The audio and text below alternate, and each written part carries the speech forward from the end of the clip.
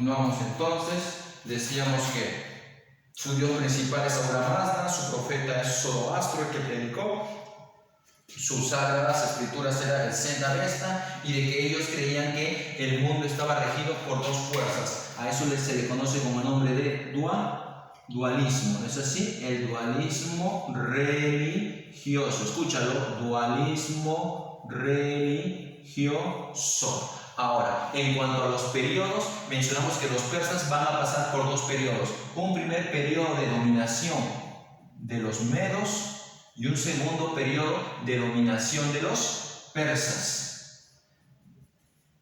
Dentro de la dominación de los medos sobresalen dos reyes. Uno de ellos, llamado Ciaxares, muy recordado porque fue quien, en alianza con los babilónicos, va a vencer a los asirios. Y el otro muy recordado es Astiages, ya no por sus logros, sino porque Astiages fue derrocado por un persa llamado Ciro II, ¿sí? Entonces a Ciro II lo vamos a recordar porque él es el que va a él, ¿no? ¿Qué lo va a hacer? Vamos a poner aquí, lo va a derrocar, lo va a sacar, lo derroca. Entonces Ciro II. Ciro II empieza la expansión. Recuerda que Ciro II, ¿qué hace? Conquista Babilonia, conquista Siria, Fenicia, Hebrea. Y luego, cuando él fallece, su hijo va a continuar, ¿no? Recuerda que su hijo se llama, ahí está, su hijo se llama Cambises, ¿ok? Por lo tanto, ponemos aquí entonces a Cambises II. ¿Hasta dónde llega a conquistar Cambises? ¿Hasta dónde llega? Llega a conquistar hasta... Ok, ahí está, señor. Llega a conquistar hasta Egipto, entonces. ¿Listo, chicos? Egipto.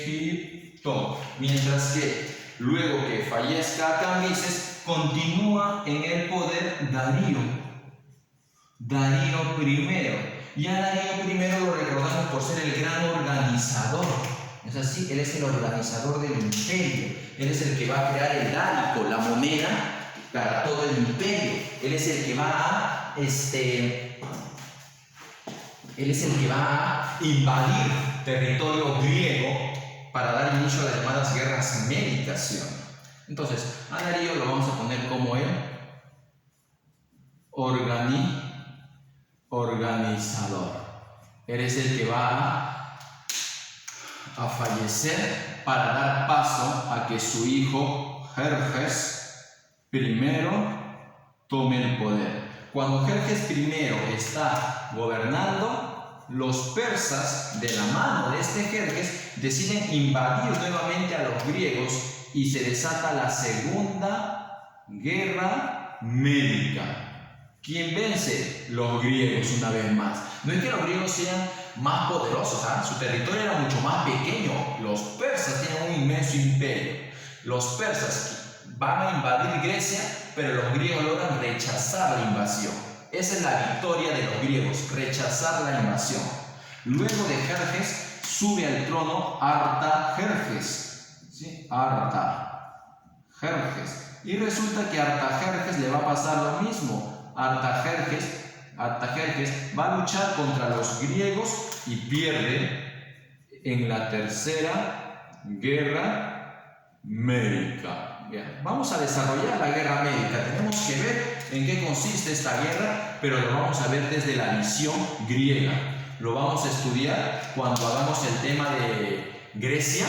Ahí vamos a estudiar las guerras médicas, ¿ok? Entonces tenemos a Darío I, Jerjes I, tenemos a Artajerjes, luego de Artajerjes tenemos inclusive a Artajerjes II. No te preocupes si no ves la pizarra, a unos minutos voy a bajar un poco la cámara para que puedas observar los apuntes que están debajo, que ya no se puede visualizar, ¿sí? No te preocupes.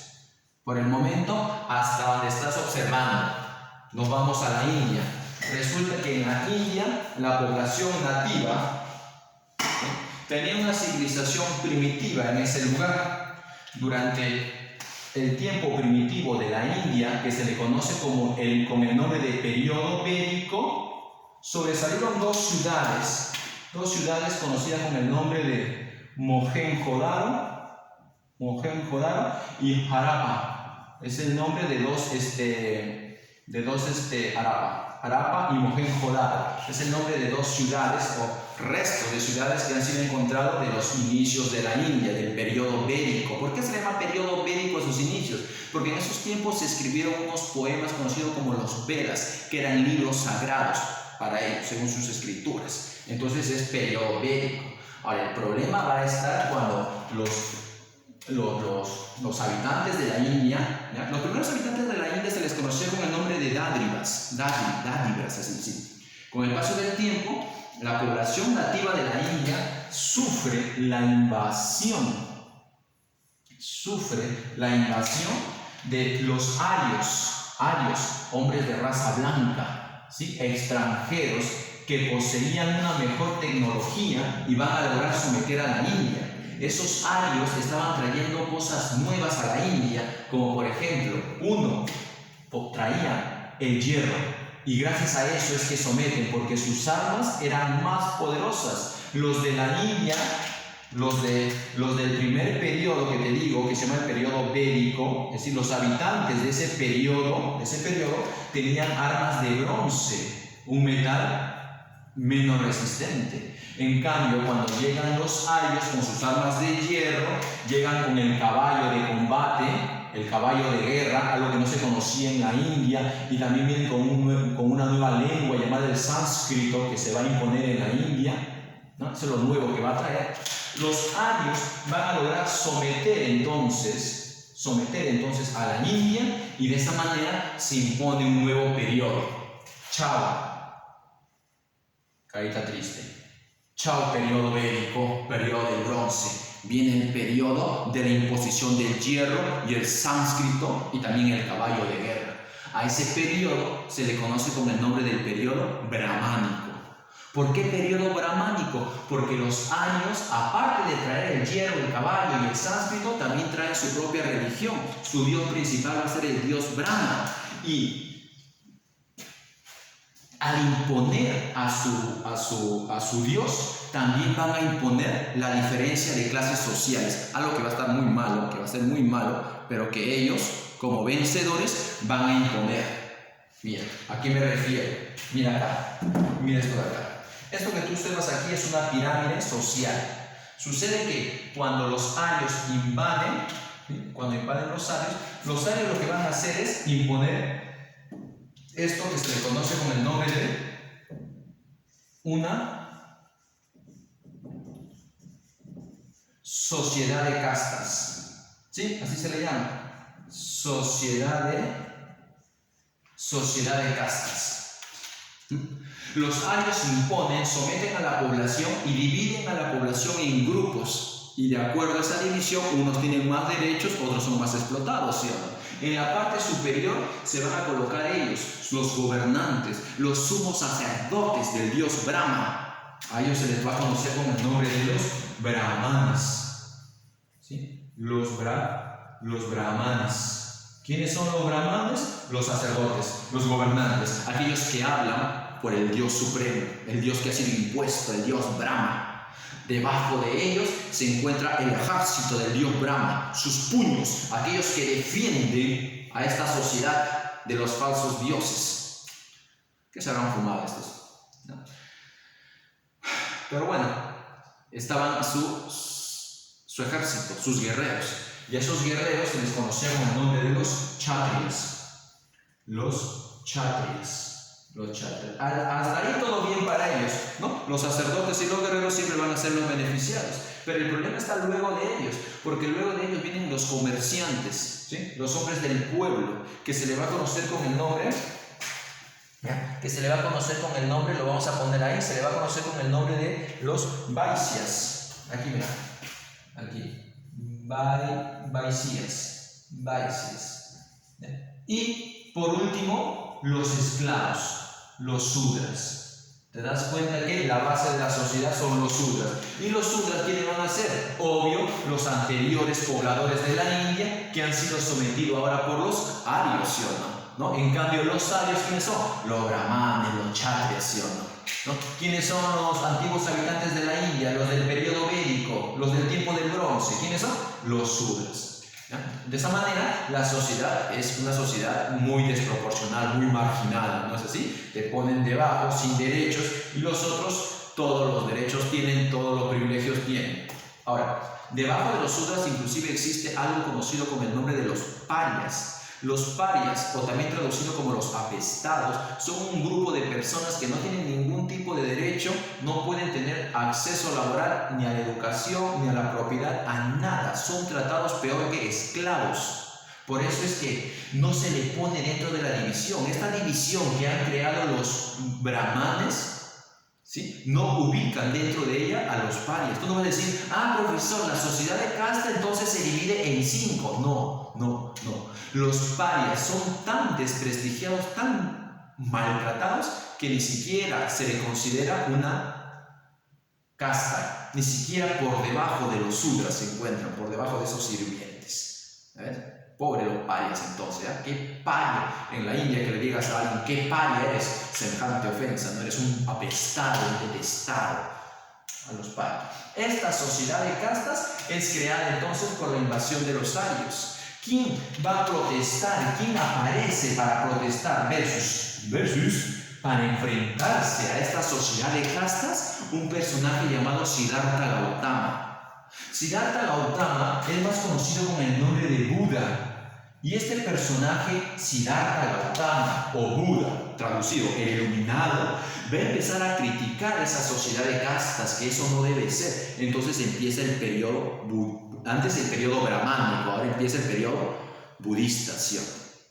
Sin embargo, esta diferencia, esta explotación va a existir todavía durante un buen tiempo, hasta que aparezcan nuevos personajes como por ejemplo Chandragupta, ese nombre raro, ¿no? Chandragupta o Asoka, quienes van a eliminar este terrible sistema de casta, principalmente Asoka. ¿Okay? Asoka es más recordado como el gran unificador, el personaje que elimina toda esta sociedad, porque al final Asoka, después de tanta violencia, de tanta expansión, al final Asoka se termina convirtiendo al budismo, y al ser un budista empieza a ver la vida diferente, amor y paz, buscar el nirvana, ¿no? Eso ya es hablar sobre el budismo, eso es otro tema, y ahorita no vamos a entrar a ello, solamente hay que recordar estos datitos, que es una parte importante de la civilización de la India. Inclusive había que mencionar que entre sus obras literarias que sale de este lugar, tenemos dos obras literarias sumamente famosas. Una de ellas conocida con el nombre de el Ramayana, y el otro conocido con el nombre de hay otra parte del Ramayana, el otro conocido como el Mahabharata. El Mahabharata es una obra literaria que cuenta acerca de unos conflictos o unas guerras. Por eso que el Mahabharata es comparada con la gran Ilíada de los griegos, esa Ilíada que habla acerca de la llamada guerra de Troya. Entonces, Mahabharata es la Ilíada de la India. Y el Ramayana trata sobre aventuras, así como la Odisea. Por eso que el Ramayana es comparado a la Odisea de los griegos, la Odisea de la India, el Ramayana, ¿ok? Son entonces las dos mejores obras en cuanto a literatura que sale de la India. Sus dos mejores gobernantes. ¿Quiénes fueron sus dos mejores gobernantes? Mencioné el primero de ellos, el gran vencedor, Chandragupta, el que inicia la unificación de toda la India, y el gran conquistador, Asoka, el siguiente Asoka. ¿Qué más podemos tener aparte de gobernante Chandragupta, Asoka, aparte de literatura Ramayana y Mahabharata? También hay que apuntar, por ejemplo, los ríos que lo bañan, o la capital, Pataliputra.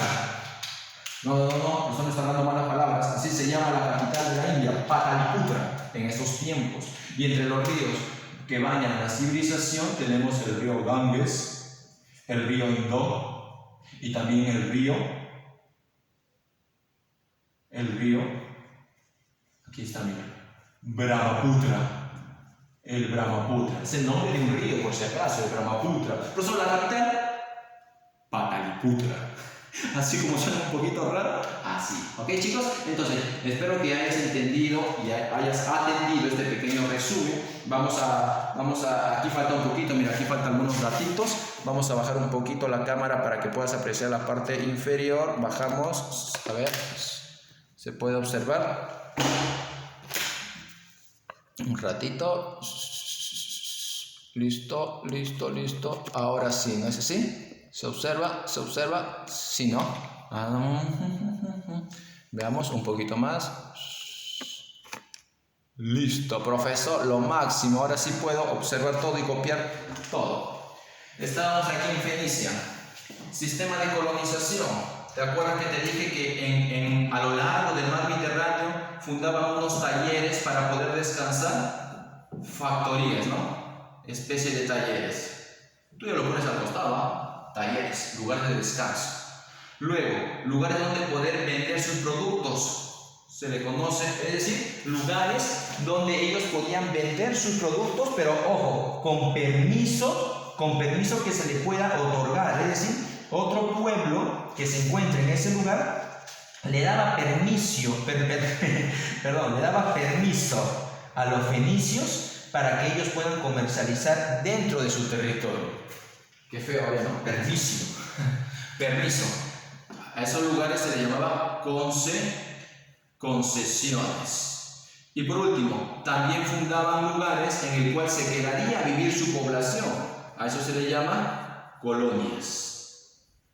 A ver, si no me estás entendiendo. ¿Qué cosa eran unas factorías? Las factorías eran lugares donde ellos podían descansar. Talleres, depósitos de sus productos, nada más, en lugares deshabitados. Unas concesiones eran una especie de mercadillo, como un mercado, un lugar donde llegaban sus productos para ser vendidos. Claro que estas concesiones tenían que ser con el permiso de ese pueblo al cual están llegando. Y una colonia era fundada en un lugar deshabitado para que ahí aparezca una nueva ciudad. Por ejemplo, Cartago es la principal colonia que ellos fundaron, te dije. ¿Okay? Siguiente dato. Este dato ya lo saben.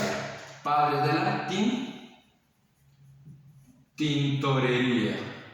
Padres de la tintorería. Mejores navegantes del mundo antiguo.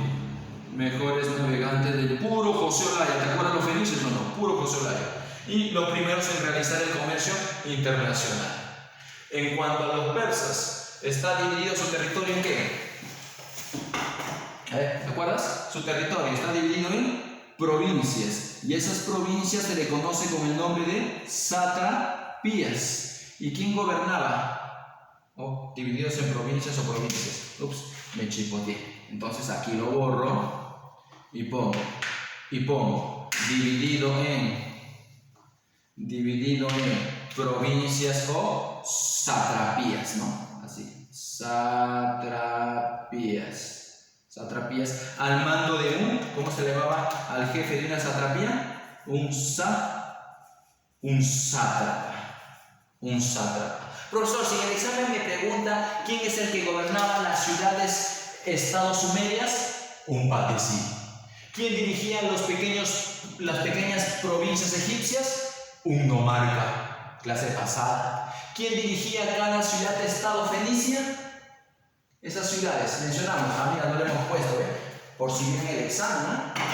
¿Cómo se le conoce al que dirige cada ciudad fenicia? Lo vamos a poner por acá arriba. Gobernante fenicio, ¿cómo se le llama al gobernante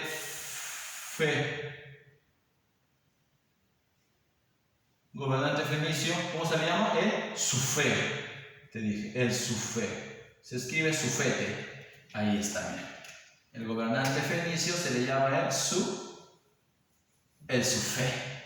Punto. Terminamos, chicos, hasta ahí todo por hoy.